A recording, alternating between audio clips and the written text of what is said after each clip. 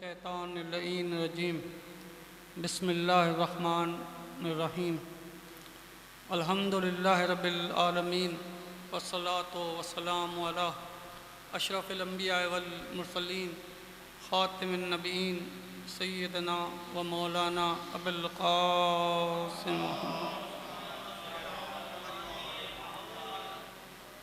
محمد وآلہ طیبین الطاہرین المعصومین المظلومین اما بعد فقد قال اللہ سبحانہ وتعالی فی کتاب المبین بسم اللہ الرحمن الرحیم یا اقرا فی الدین قد تبین الرشد من الغی فمن یکفر بالطاغوت ویؤمن باللہ فقد استمسک بالعروۃ الوثقی لا انفصام لہا واللہ السمیع العلیم صلوات بھیجیں محمد و آل محمد۔ طبیعت میری کچھ کافی خراب ہے، اس لائق تو میں نہیں تھا کہ میں مجلس پڑھوں، لیکن مجبوری تقریباً 15 دن ہو گئے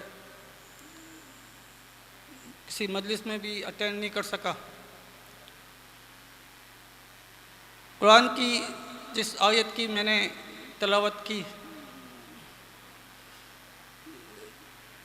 یہ آیت الکرسی جو ہے اس کا نمبر ہے 255 255، اور یہ جو آیت ہم نے پڑھی اس کا نمبر ہے 256 256 آیت۔ کہ قرآن کہہ رہا ہے کہ لا اکراہ فی الدین قد تبین الرشد من الغی، کہ دین میں جبر نہیں ہے، دین میں جبر نہیں ہے، کیونکہ ہدایت کا راستہ اور گمراہی کا راستہ یہ واضح ہو چکا، یعنی بتایا جا چکا کہ کون سا راستہ سیدھا ہے اور کون سا راستہ جو ہے گمراہی کی طرف جاتا ہے۔ اب جو طاغوت کو چھوڑ کر ایمان لائے، تو یوں سمجھو کہ اس نے اس مضبوط کڑھے کو پکڑ لیا۔ رنگ ہوتا ہے نا، آپ نے دیکھا ہوگا، ان دروازوں میں لگا ہوا ہوتا ہے۔ تو خدا کہہ رہے کہ جس نے طاغوت کو چھوڑا اور ایمان لایا، تو سمجھو اس نے اس مضبوط کڑھے کو، رنگ کو پکڑ لیا جو ٹوٹنے والا نہیں۔ اللہ سننے والا بھی ہے اور جاننے والا بھی ہے۔ تو اب اگر آپ اس میں دیکھیں تو بعض الفاظ میں کہا جا رہا ہے کہ دین میں زبردستی نہیں، اور یہ میں کئی دفعہ بات کر چکا کہ اکثر اوقات لوگوں کے ذہنوں میں آتا ہے کہ بھئی اسلام میں تو بہت پابندیاں ہیں، کہ رسول جو دے وہ لے لو، جس سے روکے اس سے رک جاؤ۔ تو یہ تمام باتیں ہم کرتے ہیں کہ رسول کے جو دے، جو فیصلہ کر دے اس کو قبول کر لو۔ تو یہ بات ان کے لیے ہے کہ جو کلمہ پڑھ لیتے ہیں، توجہ ہے، یہ بات ان کے لیے ہے جو کلمہ پڑھ لیتے ہیں، لیکن جب تک انہوں نے کلمہ ہی نہیں پڑھا تو ان پر کوئی زور اور زبردستی نہیں ہے۔ اس کی مثال ہم دے سکتے ہیں کہ اب ہم یہاں پہ ہیں، پاکستان میں رہتے ہیں، لیکن جیسے ہی ہم ایران کی حدود میں داخل ہوں گے، انڈیا کی حدود میں داخل ہوں گے، تو ہمارے پر وہ تمام قوانین لاگو ہو جائیں گے جو انڈیا کے ہیں، جو ایران کے ہیں۔ لیکن جب تک پاکستان میں بیٹھے ہوئے ہیں تو نہ ایران کے قوانین ہم پہ لاگو ہوتے اور نہ ہی انڈیا کے قوانین لاگو ہوتے۔ لیکن جیسے ہی ہم ان کی سرحد عبور کریں گے، چاہے امریکہ چلے جائیں، تو جب تک امریکہ سے باہر ہیں ہم پہ ان قوانین کا اطلاق نہیں ہوتا، لیکن جیسے ہی ہم امریکہ کی حدود میں داخل ہوتے ہیں تو اس کے تمام قوانین ہم پر لاگو ہو جاتے ہیں۔ اسی طرح اسلام کہہ رہا ہے کہ جب تک آپ دین اسلام سے باہر ہیں آپ آزاد ہیں، لیکن جیسے ہی آپ کلمہ پڑھتے ہیں تو آپ پر تمام قوانین لاگو ہو جاتے ہیں۔ یعنی اسلام میں زبردستی تو ہے ہی نہیں اور ہو بھی نہیں سکتی، کیونکہ اسلام میں آپ دیکھیں، اگر ہم اس کو جائزہ لینا تو ہمیں نظر آتا ہے کہ ہر جگہ کیا کہا گیا، یا ایھا الذین آمنوا ایمان لاؤ وہ عمل صالح، اور عمل صالح کرو۔ پہلے ایمان لاؤ، پہلے ایمان لاؤ اور پھر عمل صالح۔ یہ نہیں کہا کہ پہلے عمل صالح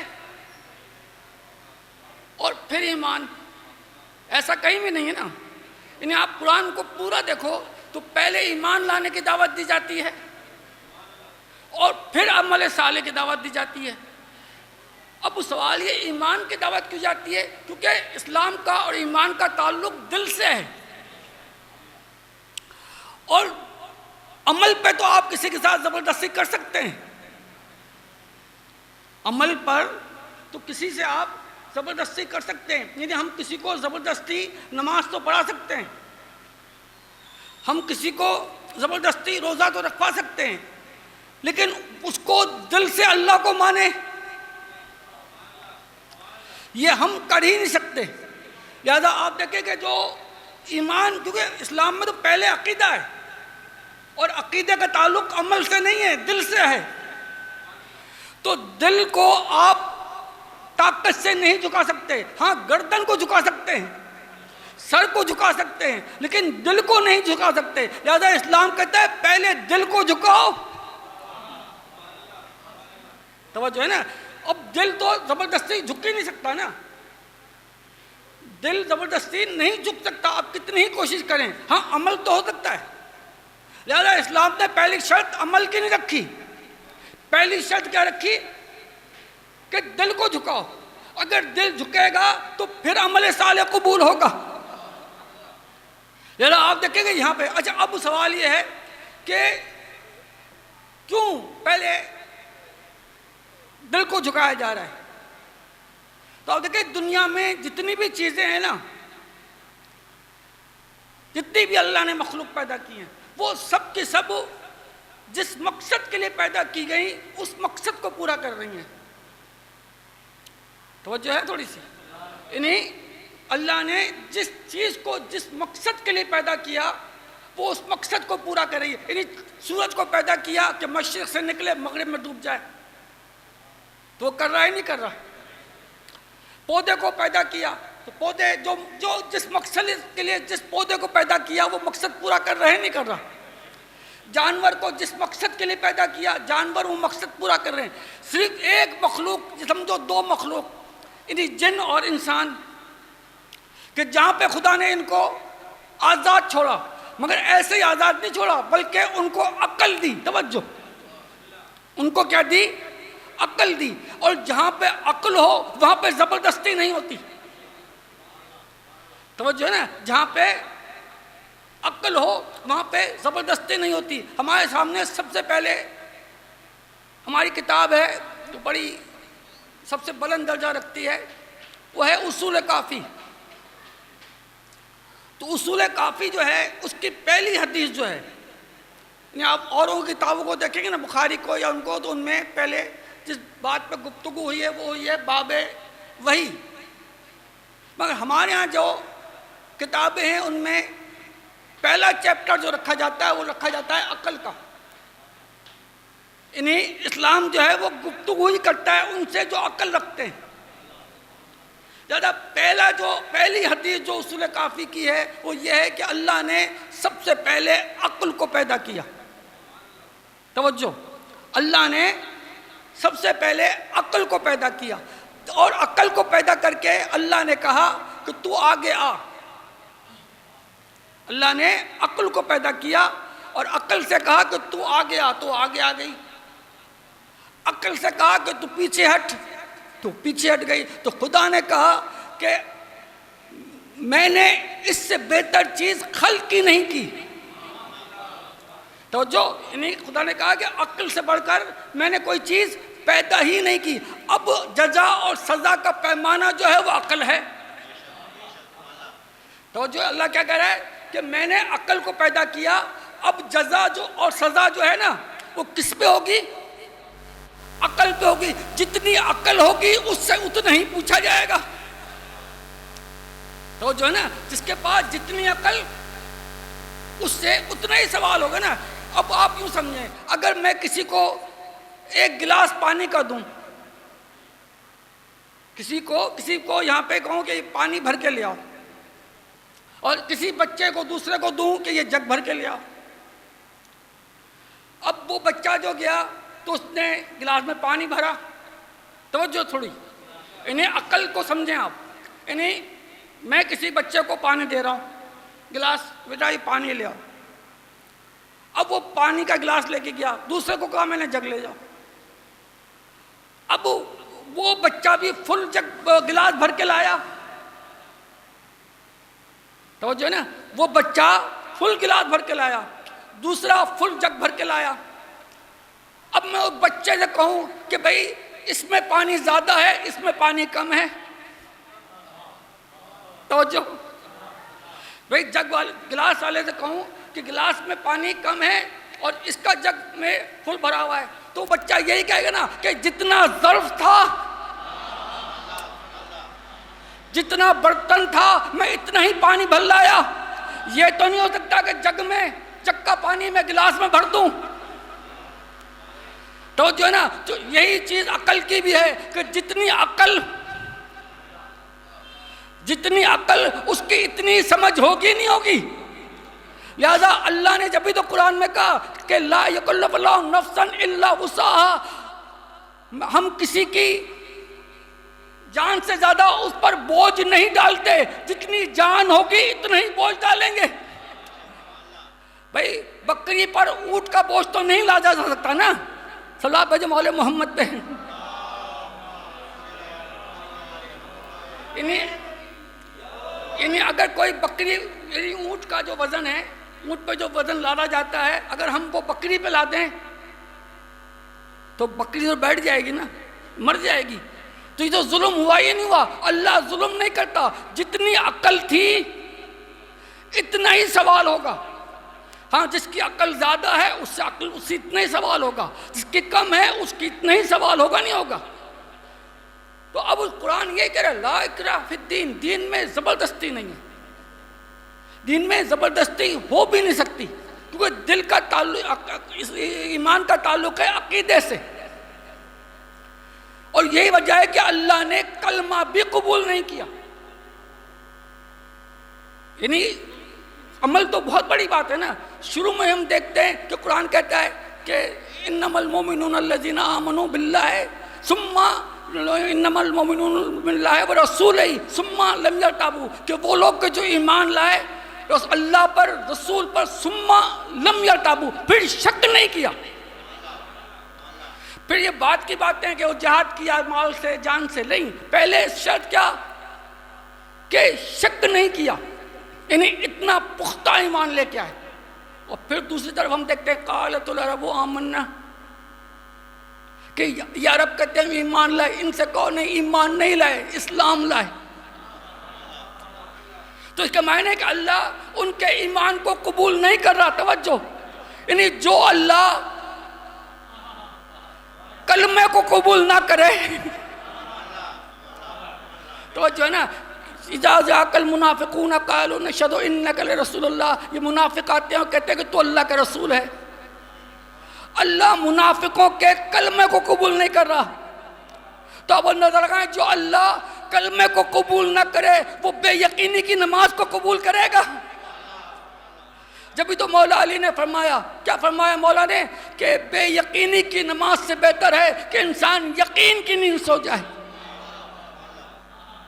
تو جو ہے کتنی بڑی بات مولا کہہ رہے ہیں کہ بے یقینی کی نماز سے بہتر ہے کہ انسان یقین کی نیند سو جائے. کیونکہ وہ یقین کی نیند اس کو فائدہ دے سکتی ہے، لیکن بے یقینی کی نماز اس کو فائدہ نہیں دے سکتی. صلی اللہ علیہ محمد پہ.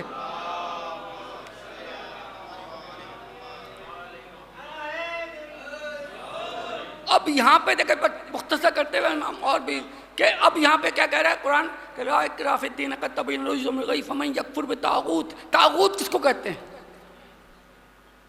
طاغوت کس کو کہتے ہیں؟ طاغوت کو شیطان بھی لوگ کہتے ہیں، لیکن حقیقت میں دیکھا جائے تو طاغوت کے معنی سرکش. توجہ، طاغوت کس کو کہتے ہیں؟ سرکش کو. اور اس کے میں مثال اگر آپ کو دے دوں اور آپ کے ذہن میں محفوظ رہے تو میں سمجھتا ہوں ہمیشہ کے لیے یاد ہو جائے گی. دیکھیں، دریا جب تک بہہ رہا ہے اپنے راستے پر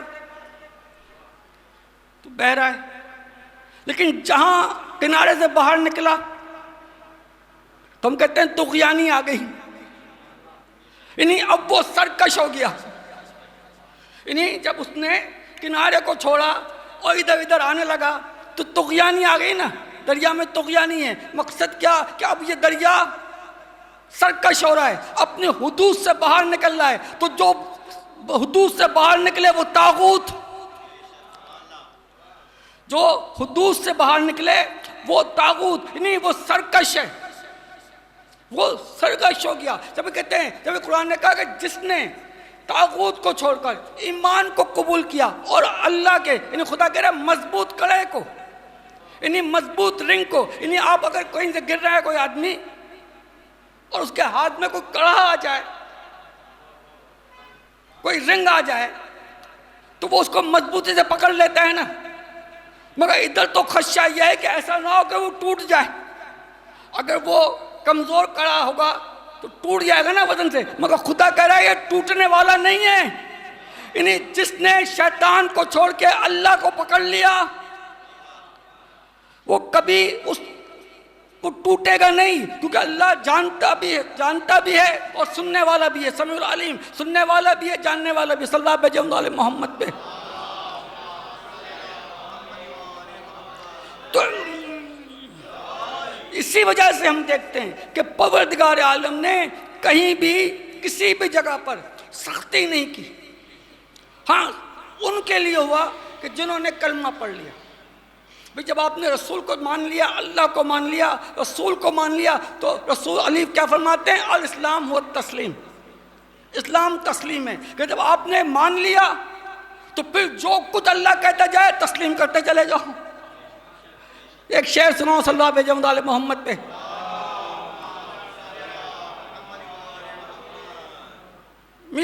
بڑا بہت پیارا شعر ہے، زیر شمشیر اس کو سمجھے تسلیم کیا ہے؟ تسلیم، شاعر کہتا ہے زیر شمشیر ستم میر تڑپنا کیسا، یعنی خنجر کے نیچے زیر شمشیر ستم میر تڑپنا کیسا، تسلیم محبت سر بھی تسلیم محبت میں ہلایا نہ گیا، سر بھی تسلیم محبت میں ہلایا نہیں گیا، یعنی جب خنجر چل رہا تھا تو ہم اس طرح تسلیم کیے ہوئے تھے کہ ہم نے اپنے سر کو بھی نہیں ہلایا۔ یہ ہے تسلیم۔ مولا یہی کہتے ہیں کہ اسلام تسلیم ہے کہ جو ملتا چلا جائے اس کو قبول کرتا چلے جاؤ، یعنی اس میں ہمارا کوئی دخل نہیں ہے، جو اللہ دے رہا ہے، جو اللہ کہہ رہا ہے اس کو تسلیم کرتے چلے جاؤ۔ اس طرح تسلیم کرو کہ اگر خنجر چل رہا ہو تو بھی گردن ہلے نہیں، سر ہلے نہیں، اس طرح تسلیم کرو۔ یہی تو ہم دیکھتے ہیں کہ پروردگار عالم نے جس کو بھی بنایا، جس کو بھی منتخب کیا، تو پہلے منتخب کیا پھر منوایا۔ تو جو اللہ نے پہلے کسی کو منتخب کیا، پہلے کسی کو چنا اور پھر منوایا، ایسا نہیں ہوا کہ پہلے لوگوں سے منوایا پھر اس کو منتخب کیا۔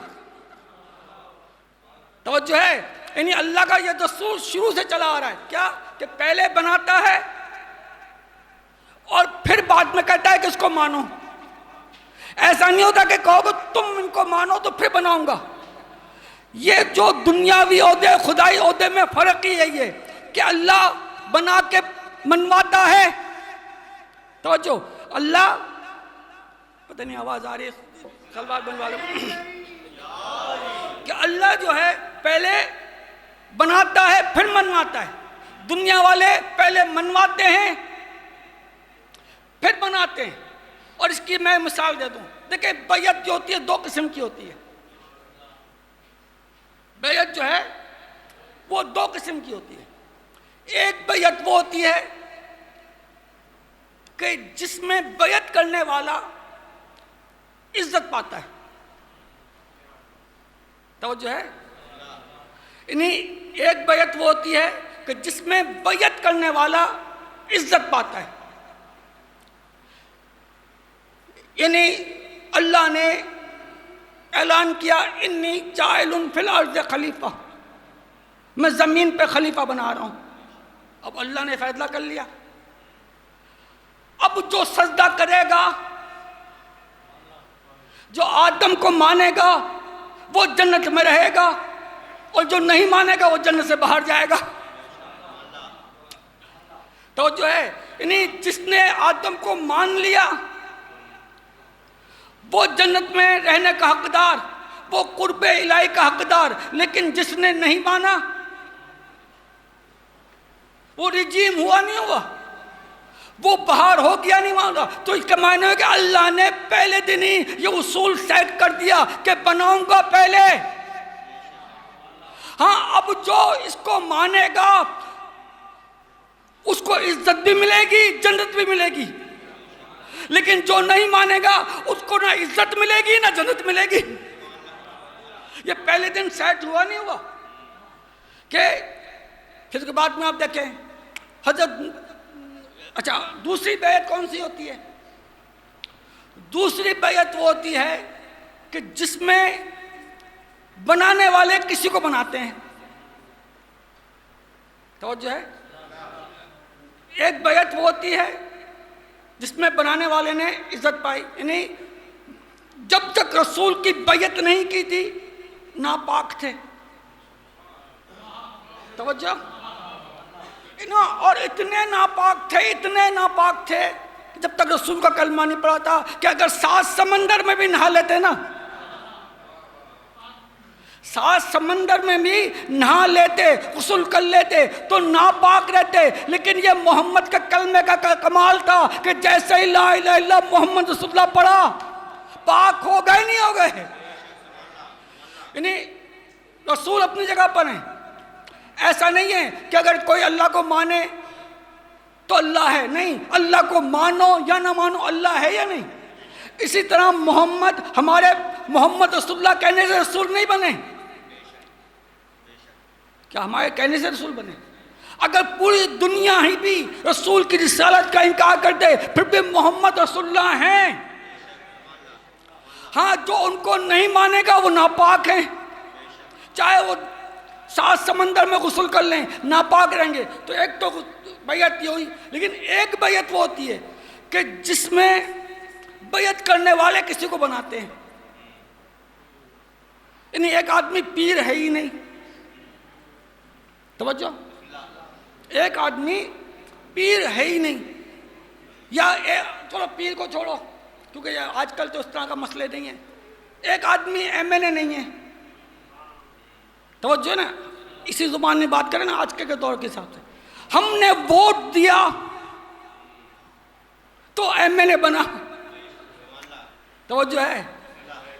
یعنی وہ ایم این اے بننے کے لیے ہمارے ووٹ کا محتاج ہے یا نہیں؟ ایم این اے بنے گا جب ہم ووٹ دیں گے. تو اس کے معنی کیا ہوئے کہ وہ جو بن کے آ رہا ہے اور جو ہمارے ووٹوں سے بنے گا اس میں اور ہم میں فرق ہے یا نہیں؟ تو یہی فرق ہے خدائی نمائندے میں اور دنیاوی نمائندے میں کہ دنیاوی نمائندے بیعت کے محتاج ہیں، لیکن جو الہی اللہ کا نمائندہ ہوتا ہے وہ بیعت کا محتاج نہیں ہے، بلکہ دنیا والے محتاج ہیں کہ اس کی بیعت کرے تو عزت پائیں. صلی اللہ علیہ محمد پہ.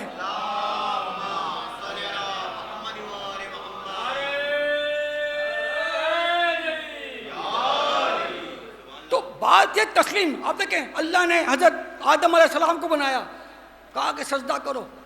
اب یہ نہیں تھا کہ اگر شیطان نے سجدہ نہیں کیا تو آدم کو خلافت چھن جاتی. اگر تمام فرشتے بھی، تمام ملائکہ بھی انکار کر دیتے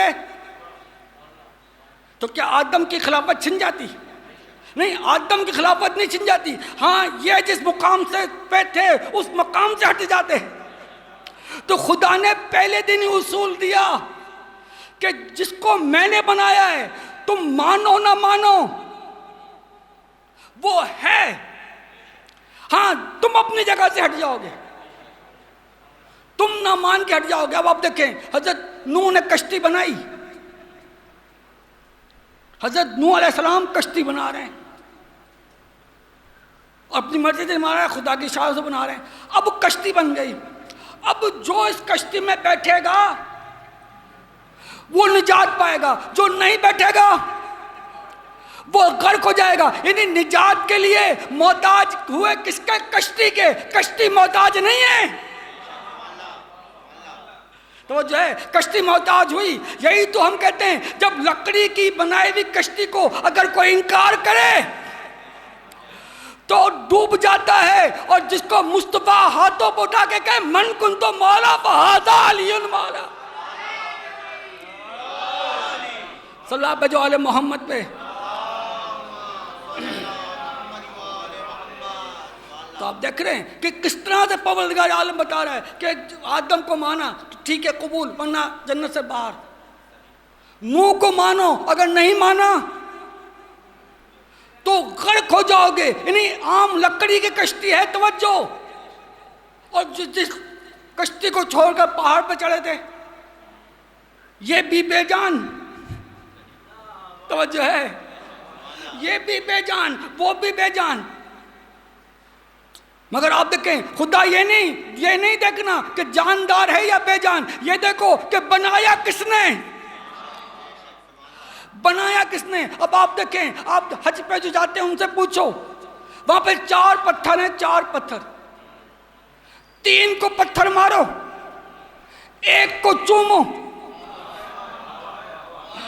توجہ ہے، 3 کو پتھر مارو، 1 کو چومو. کیوں بھائی ان کو کیوں پتھر مارو؟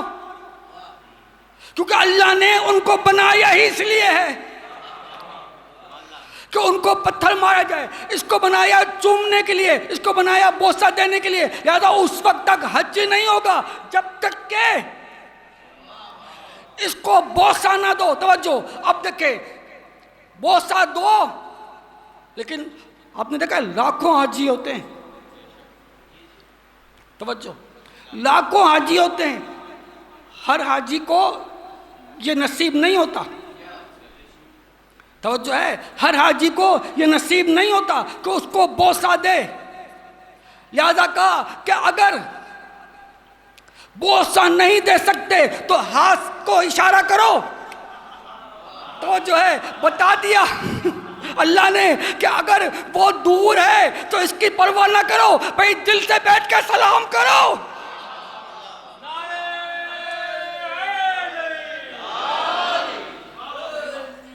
دور سے بیٹھ کے سلام کرو. تو ہم یہ دور سے بیٹھ کے سلام کرتے ہیں نہیں کرتے بھائی؟ نماز پڑھتے ہیں، رسول کو السلام علیکہ ایھا النبی.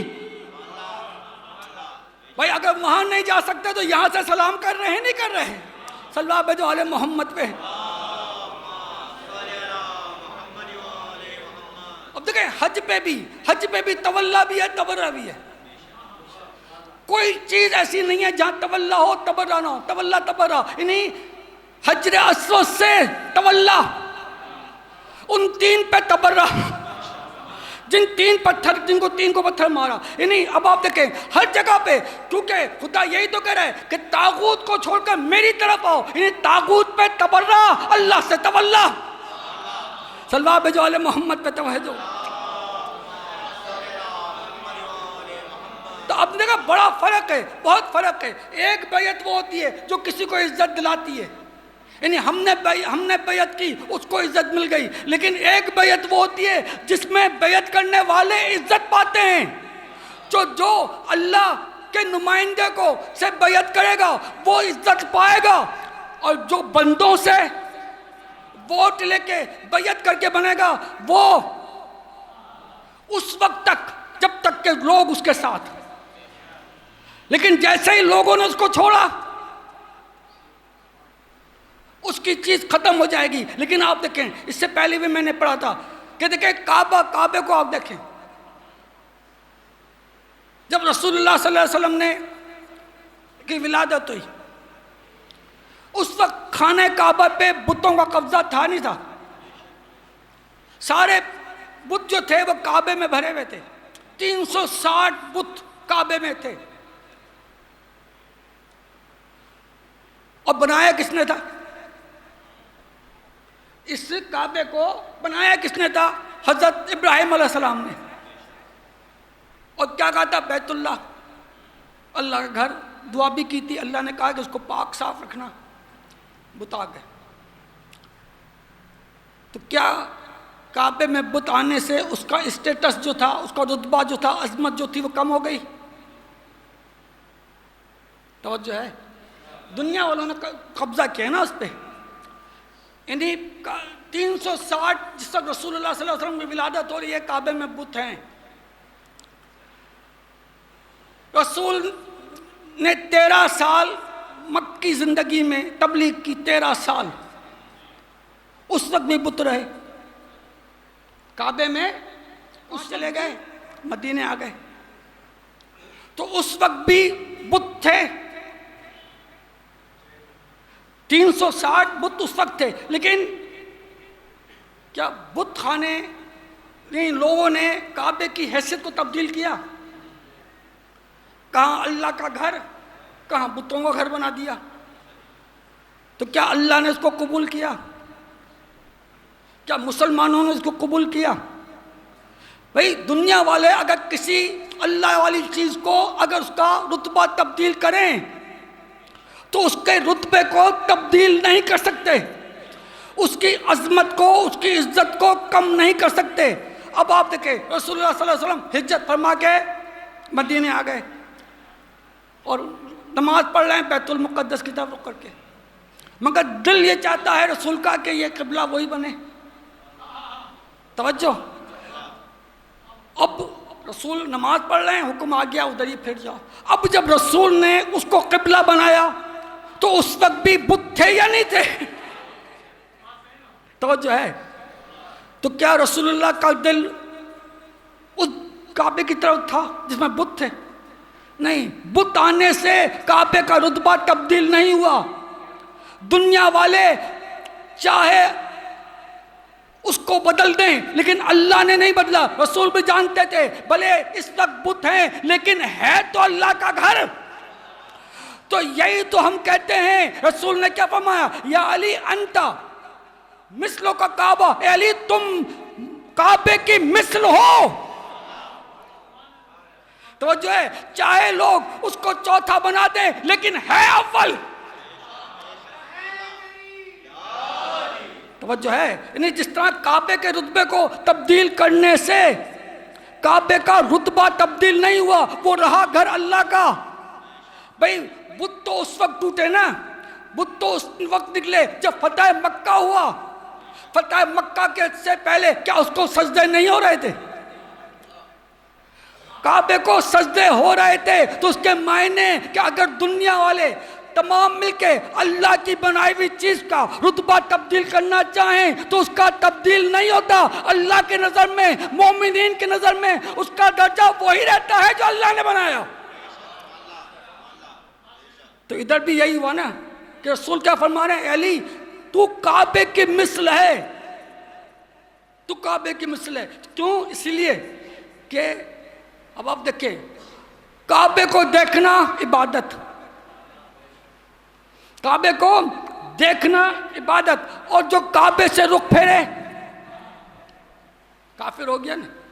یعنی کعبے کو دیکھنا عبادت، علی کے چہرے کو دیکھنا عبادت۔ دیکھتے تو سبھی ہیں نا بھائی، علی کے چہرے کو سبھی دیکھ رہے تھے، کیونکہ رسول نے فرمایا تھا کہ علی کے چہرے کو دیکھنا عبادت۔ اس پہ ایک شعر پڑھوں، صلوات بھیجوالے محمد پہ،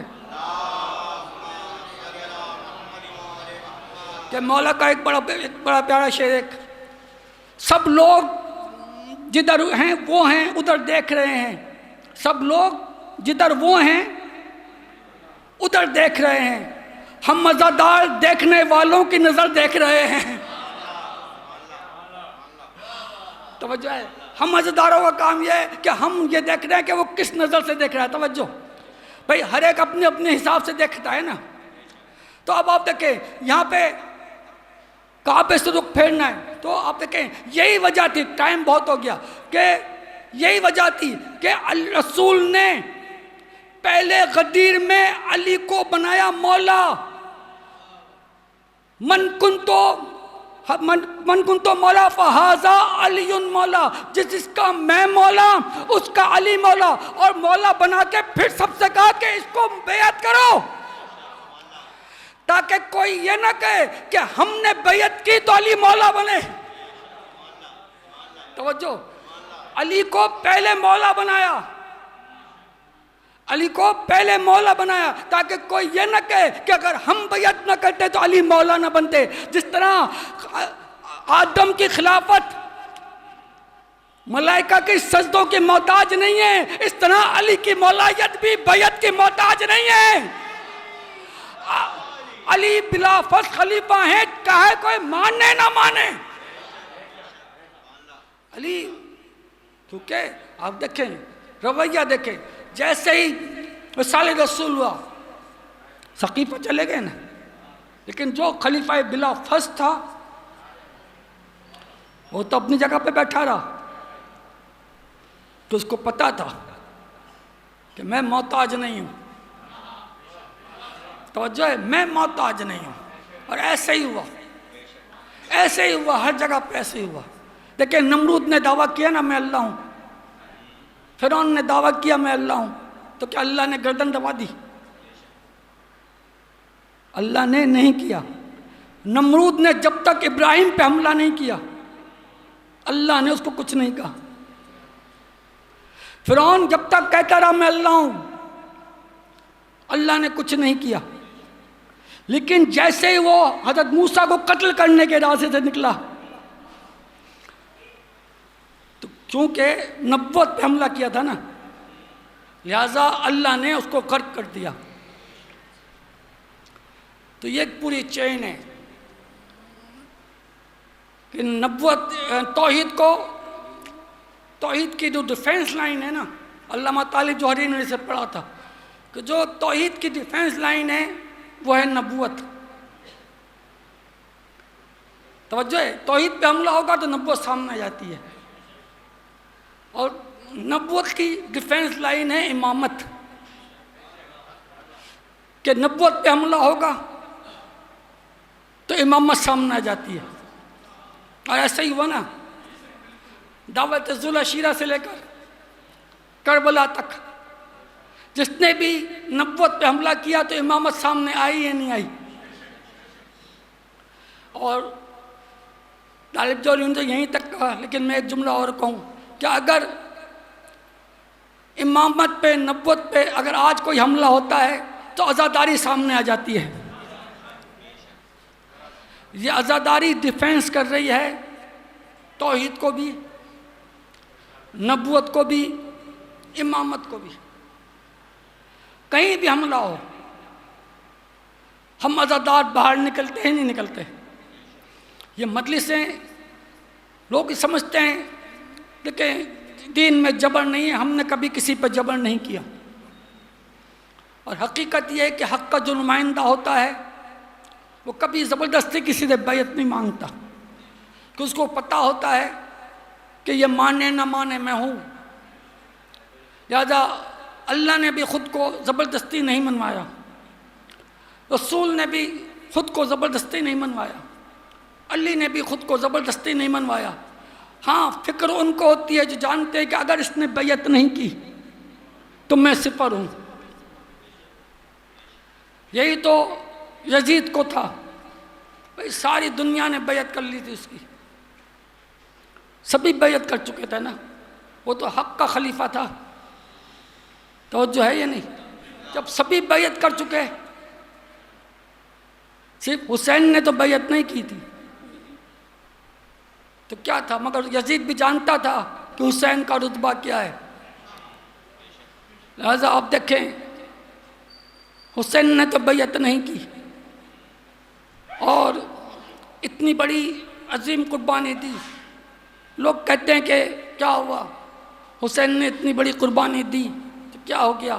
آج بھی یزیدیت ہے، کہتے ہیں نا، آج بھی ظلم ہے، آج بھی بربریت ہے، آج بھی ناانصافی ہے، تو اتنی بڑی قربانی کا کیا فائدہ ہوا؟